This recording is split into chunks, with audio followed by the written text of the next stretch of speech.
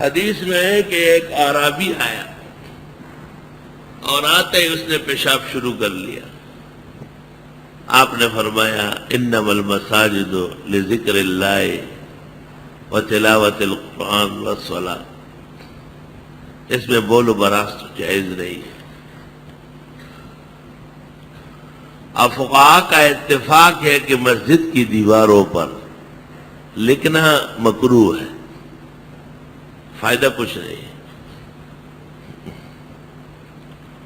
فتاوی عالمگیری جلد 5 آداب مساجد میں ہے تکرہ الکتابت علی جدران المساجد.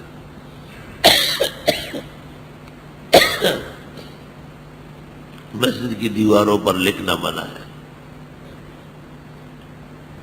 مسجد کو مسجد رکھنا فرض ہے، مسجد کو مسجد سے نہیں نکالا سکتے. آنے والا قبل الصلاۃ سلام نہیں کرے گا، آئے ہوئے لوگ صفوں میں بیٹھیں گے.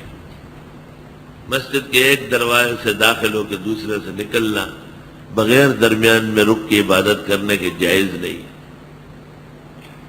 ایسی چیزیں مسجد میں لانا جو تکلیف کا باعث ہے، جیسے اسلحہ، بدبودار چیزیں، پیاز لہسن کھا کے آنا، اور علی ھذا القیاس بہت ساری چیزیں.